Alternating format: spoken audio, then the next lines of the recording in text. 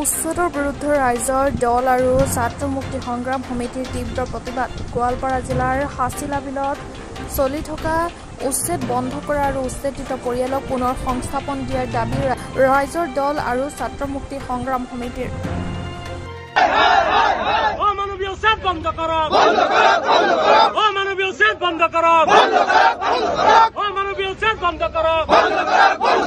Assam police হাই হাই, BJP চৰকাৰ হাই হাই, হিমন্ত বিশ্ব শৰ্মা মুৰ্দাবাদ।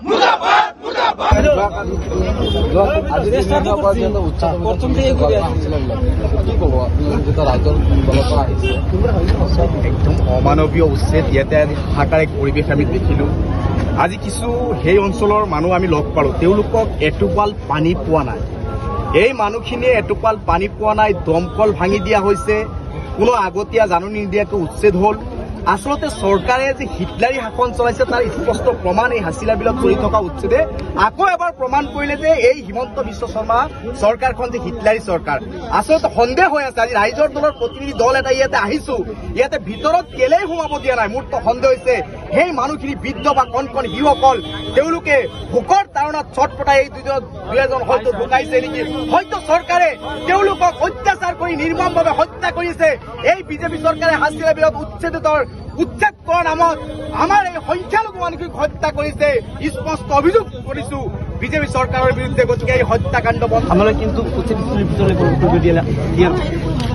আচল প্ৰথম কথা হ'ল এইবোৰ জীৱ, ইয়াত হাছিলা বিলত মানুহ জীৱ বসবাস কৰে।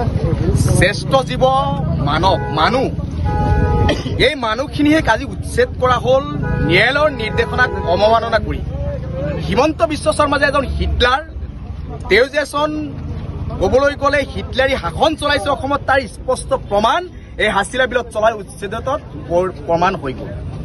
আজি এই মানুহখিনি দুদিন ধৰি তিনিদিন ধৰি উচ্ছেদ চলোৱা হৈছে, পণবন্দী কৰি ৰখা হৈছে মানুহখিনিক। তেওঁলোকক ওলাব দিয়া নাই। কোনো এজন মানুহ আত্মীয় স্বজন, কোনো এটা দল সংগঠন তেওঁলোকক সোমাব দিয়া নাই।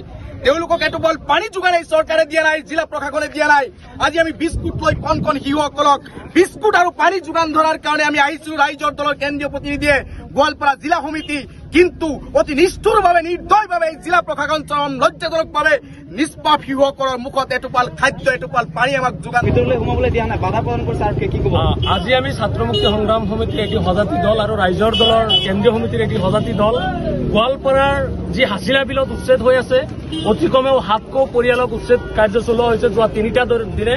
আমি ইতিমধ্যে সংবাদ মাধ্যমত আৰু একাংশ বাতৰি কাকতত পাইছো যে তেওঁলোকক অমানৱীয়ভাৱে উচ্ছেদ কৰা হৈছে আৰু তেওঁলোকক উচ্ছেদ কৰাৰ পিছত সেই ঠাইখিনিত কোনো দল সংগঠনত যাবলৈ দিয়া হোৱা নাই। আজি আমি আপোনালোকে চাইছে যে 10 কাৰ্টনমান আমি সৰু সুৰা ল'ৰা ছোৱালীসকলক দিয়াৰ কাৰণে কিছু খাদ্য বস্তু আমি আনিছিলো আৰু তেওঁলোকক পানী দিয়াৰ কাৰণে আমি কিছু পানীৰ বটল লৈ আহিছিলো। আপোনালোকে দেখিছে যে গোৱালপাৰা জিলা প্ৰশাসন আৰু গোৱালপাৰা পুলিচ প্ৰশাসনে বা অসম পুলিচে আমাক ভিতৰলৈ যাবলৈ দিয়া নাই। তেওঁলোকে যি গুণ্ডা ৰাজ চলাইছে, তেওঁলোকে যেনেকুৱা ধৰণৰ অমানৱীয়ভাৱে অন্যায়ভাৱে গোৱালপাৰাবাসীৰ হাছিলা বিল উচ্ছেদিত লোকসকলক অমানৱীয়ভাৱে উচ্ছেদ কৰিছে, এই কাৰ্যক আমি ধিক্কাৰ আৰু গৰিহণা জনাইছো। ইতিমধ্যে দেখিছে যে হাইকোৰ্টৰ এখন আপোনাৰ অৰ্ডাৰ কপিয়ে কৈছে যে যিসকল লোকক উচ্ছেদ কৰা হ'ব তেওঁলোকক আগতীয়াকৈ পুনৰ সংস্থাপন